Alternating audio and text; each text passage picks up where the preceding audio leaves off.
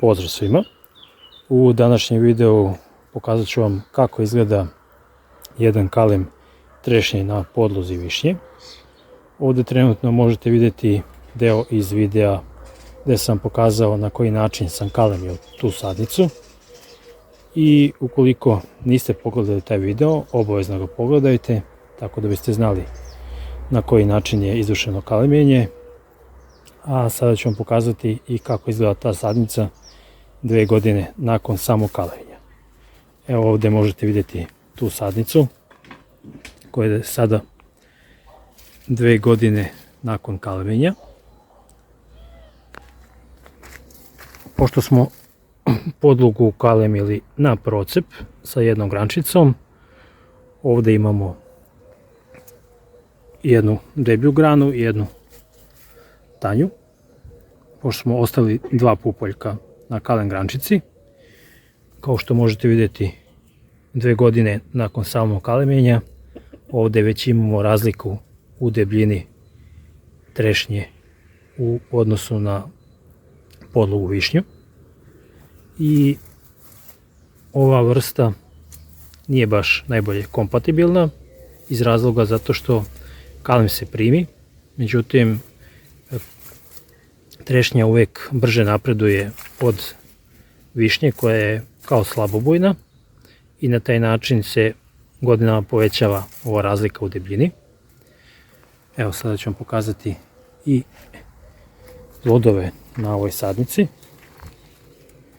Evo, možete vidjeti plodove trešnje na sadnici višnje. Znači više smo koristili kao podlogu i koristili smo kalem grančicu od rane sorte trešnje. Evo sada ću vam pokazati kako izgleda taj plod kada ga prigrizem.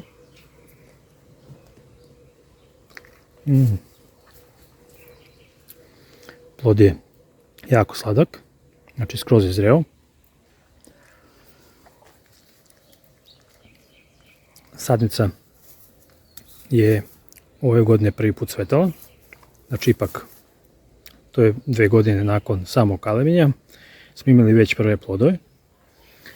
I sadnica je porasla negdje oko 2 metra visine.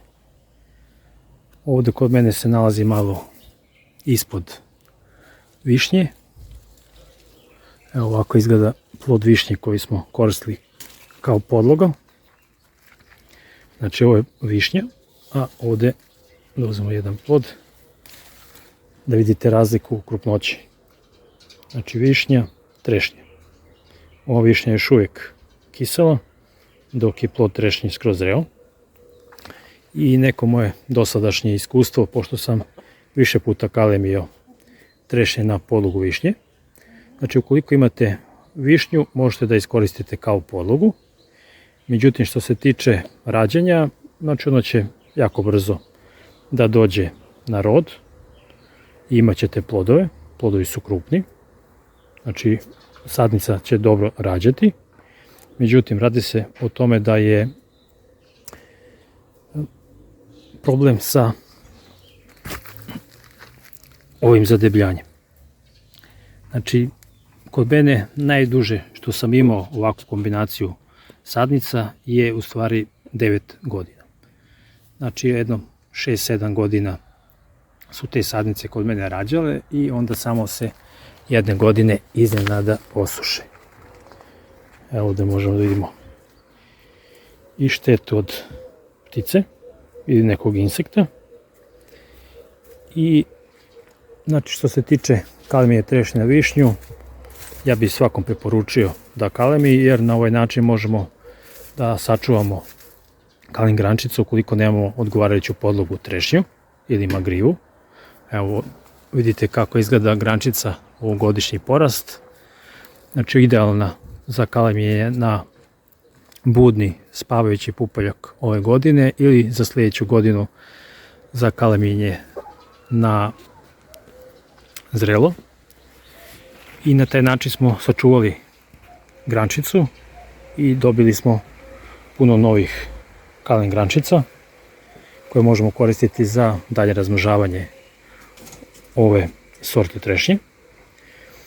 Druga stvar je da kada kalemimo trešnju na višnju, veoma brzo ona dođe na rod, već druge godine, dok, na primjer, da smo kalemili na trešnju na podlogu trešnje, znači trebalo bi otprilike 3 godine, možda čak i 4 godine do prvih plodova.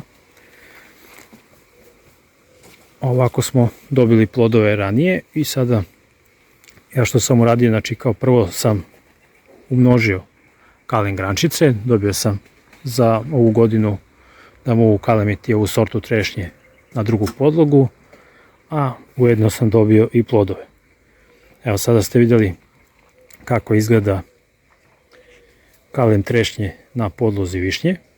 Ukoliko imate vaša neka iskustva, i slobodno napišite u komentarima, pa ćemo da vidimo kakva su vaša dosadašnja iskustva sa ovom podlogom.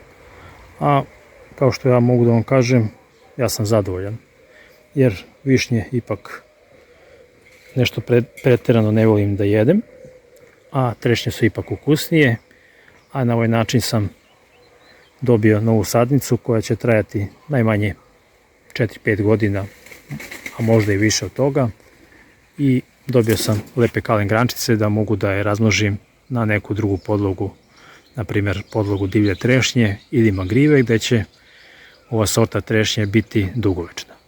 Evo, sada ste vidjeli kako izgleda kalem trešnje na podlozi višnje 2 godine nakon samog kalemljenja. Pozdrav svima!